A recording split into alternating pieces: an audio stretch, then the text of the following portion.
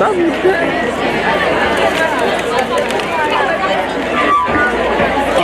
a moment. Ave Freddy, omuvuzi wa boda boda omubwati. Basebo ne banyabo njagala okufukamira maaso gammwe okubeebaza. Mwebale kunsabira navudde mukomera. Mbadde mukomera okumala omwaka mulamba n'omwezi gutya.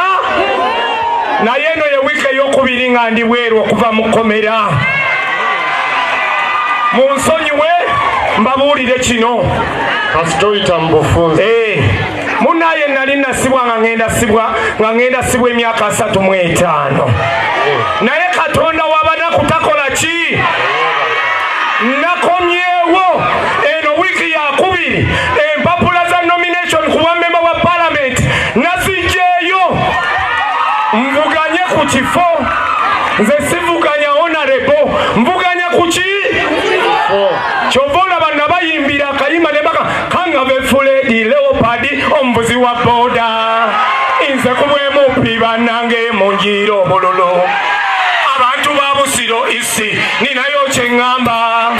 Yenza omusikawuto ow'effumbe asoba lwaniri ate nga people power ebeewo. Kyagulanyi Ssentamu Bobi Wine tumuyire obululu. Saba okubagamba nti nebaza bwebaza abantu mwenna abambeererawo.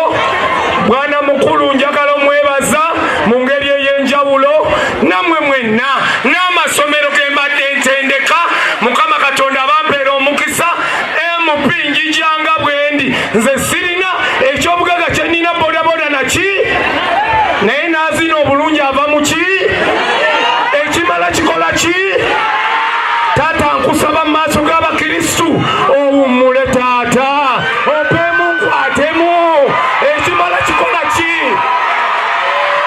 Taata basebo ne bannyabo bano baatugamba nti bajja kujjako nakyemalira. Naye bo balemedde mu ntebe. Ekimala kikola ki? Yenza omuvubuka omubwati. Mukama bampeera omukisa. Nabyo bikulu. Mulowooza lwaki tuzimba ekereziya empya ng'ate tugina n'enkadde? Kulinnyisa mutindo. Si bwe guli? Lwaki abantu abamu mwettanira nnyo okusuula omutindo? Omuntu najja n'azina ag'ekisaanyi n'abagamba nti olwo yansaanidde. Just kubanga alina ekiwata anyeenyaga ekisaanyi. Ekyana ky'ensiri kyayiga okubuuka. Buli gye kyayitanga ne bagenda ne bakuba mu ngalo bwe bati.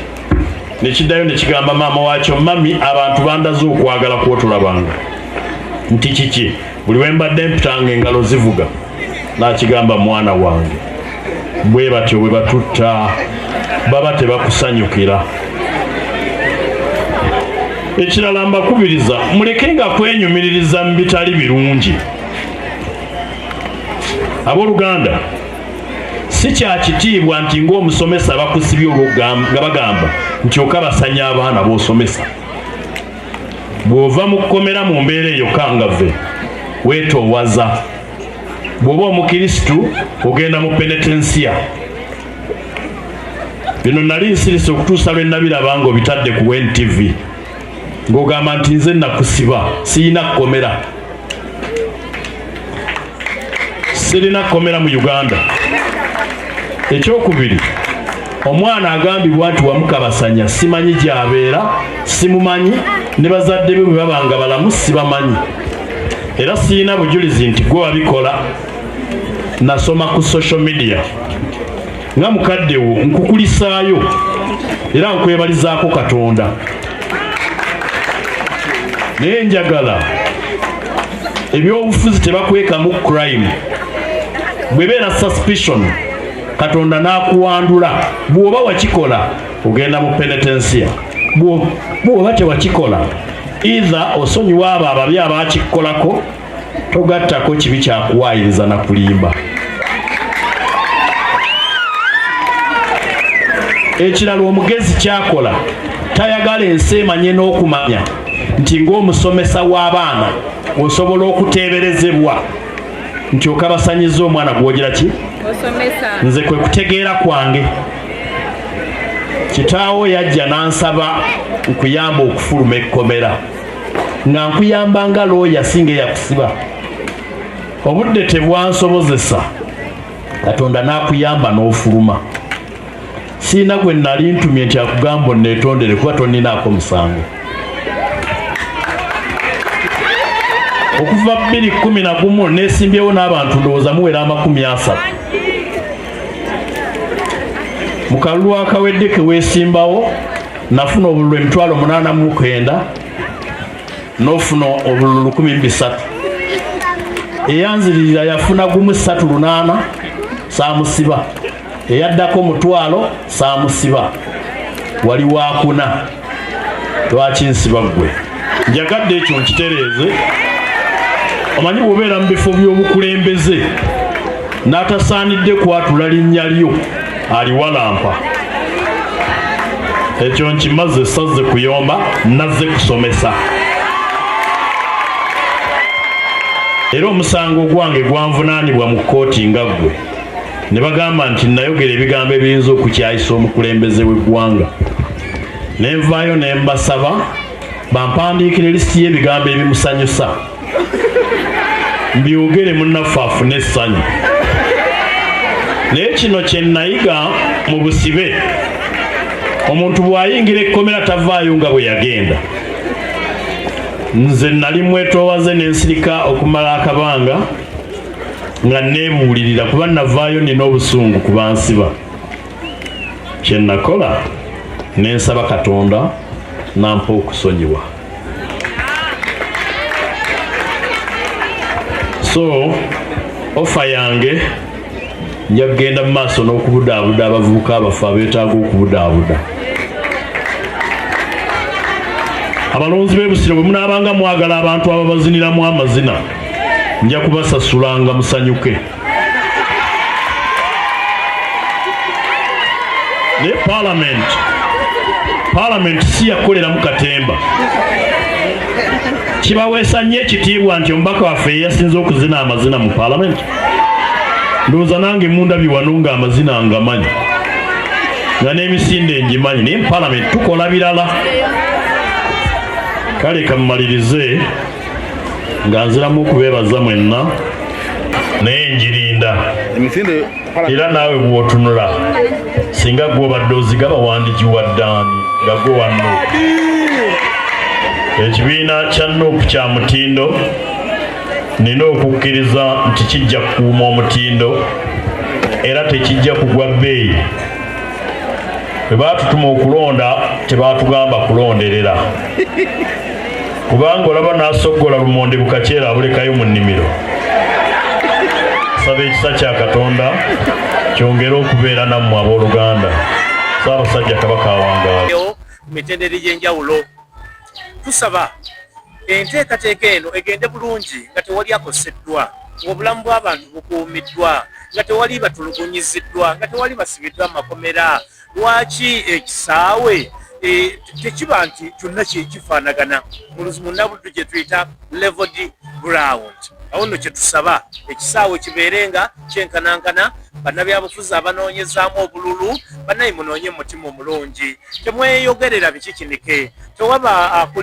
akwongera munne temwevuma temwerangira awo nno tujja kusobola okuzimba eggwanga lyaffe nga liri wamu ate n'ekereziya omulimu gw'amaanyi gwekola bya bannabyabufuzi buli omu wawulira nga atendewaliddwa abakooye abawulira nga babuliddwa abawulira nga bali stressed ojja ku mwekereziya n'ofuna ekikubagizo awo no buli omu yeetaaga ekereziya si mu katuliki si mu isiramu si mu kristaayo si mu orthodox si mu ffenna twetaaga ekereziya awo no bwe tugamba nti tuzimbe omulimu guno bannange muzitukiremu awo nno mujje tukwatire wamu omulimu guno gubeere nga gusobola okumalirizibwa olwa Katonda n'ensi yange mbaagaliza mikisa gya Katonda Ssaabasajja Kabaka awangaale mu biru wano ku parish y'omutuukirivu Taddeewo ewakiso bategese emisinde egy'okulaba nti tuzimba ennyumba y'Omukama ekereziya eno gye twatandika omwaka oguwedde esobole okugenda obulungi mu maaso omukama atuberedde wakisa nti ku biliyoni 3 ennya ze twetaaga wakiri biliyoni 1.5 tuze tugikuŋŋaanya era kakati gwe mulimu ogutambula. Kakati tuli ku mutendera bayita silaabu eno wetugiyiwa abantu abawaggulu we bagenda okutuula awo tutuuke ku mutendera gwe bayita wall plate awo tubeere nga tusereka. Egenda kutuuza abantu 1,500 era 1,000 bajja kutuula wansi 5 bajja kutuula ku mutendera ogwa waggulu.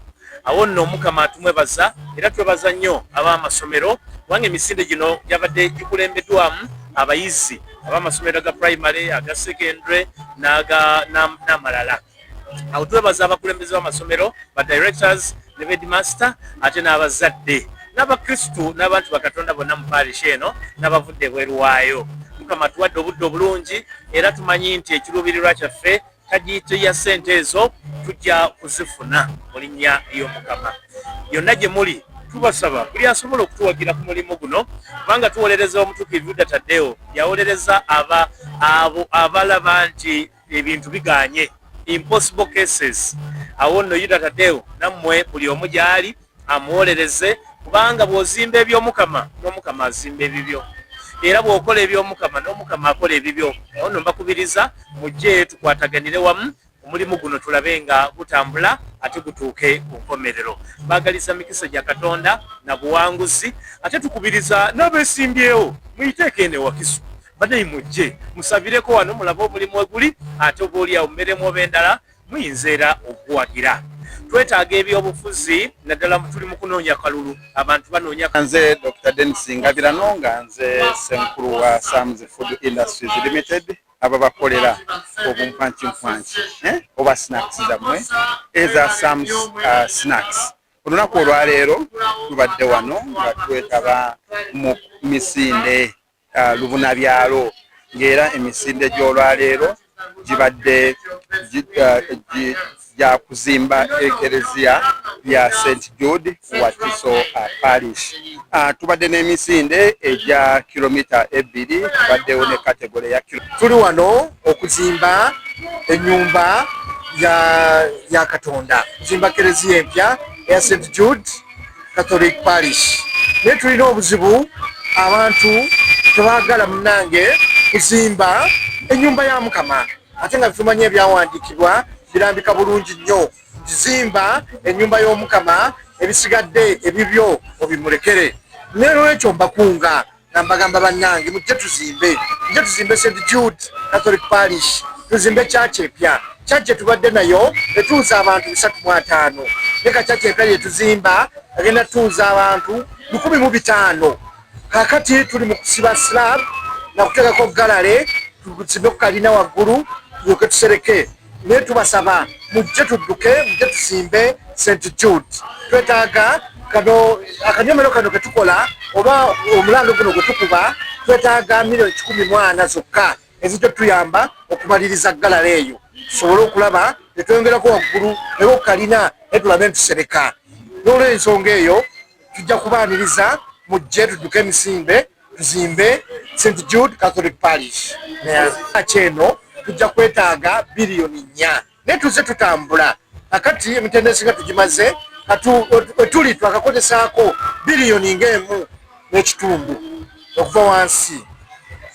Obubaka nkubiriza abantu bafune omutima ogwagala okuzimba ennyumba ya Katonda kubanga bino tukola ku nsi kuno Katonda yabituwa. Tomanya nti obudde bujja kukya naye olabirawo ng'obudde bukedde. Tomanya nti nojja kubeera bwoti olabirawo nga kiwadde byonna Katonda. So mbadde mbasaba bw'ozimba ennyumba y'Omukama obe n'ebibyo obeera garanti Katonda ajja bikola. Mbagumya mbasaba mujje tuzimbe ennyumba y'Omukama. Neyanza. I'm flagging off in the name of the Father and of the Son and of the Holy Spirit. And there we go.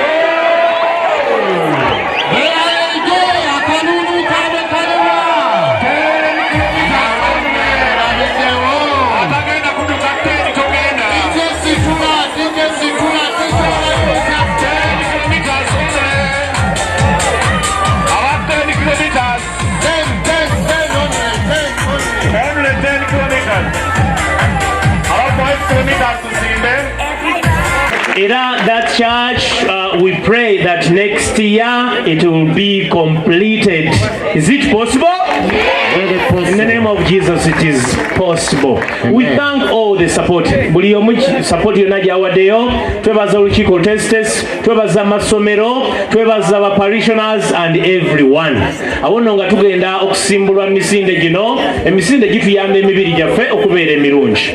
Emisinde gituyamba okubeera health wise nga tuli ne sound health. Emisinde gituyamba okwe-interactinga ate n'ebirala. Awo nno nga tugenda okusimbuka tusabe Omukama tubeere nga tetufuna danger. Oli yagamba tokola tukola era. Gamba kuliranye tokola era.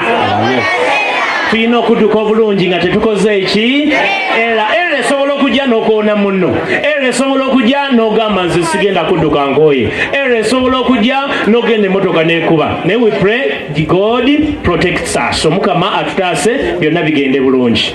Abakulu bagenda balambika naddala emisinde gy'esaidi that it happens and it has happened. We have a nice weather. Give God a thunderous huge hand clap in thanks. Tubaniriza mwenna mwebala okujja. Thank you for coming. Era lunaku Mukama lwakoze tulusanyukiremu ate tulujagulizemu. Mukadde waffe ssebo omugenyi waffe omukulu agenda tusimbula Dr. Densi Ngabirano owa director owa Sam's Food Industries. You are most welcome. Bana omukulu munyambe mukubireke engalo z'amaanyi n'akalulu. You are most welcome. We thank you for the huge support that you have given us. Omukulu atuwadde tove wano nga tofunye byakulya bya Sam's ate n'ebyokunywa bibiri nga tokomyewo. Everything is in place. We thank everyone who has stand up for this occasion. Tubebaza nnyo mwe n'abaze ku mukolo guno. Mumanyi nti tuzimba ekereziya era kye kituleese. We are building our parish new church. Parish new church egenda maaso okuzimbibwa eri the other side. Egenda kutuuza abantu 1,500. 1,500. Kikubireko engalo. Omukama tumwebaza for that.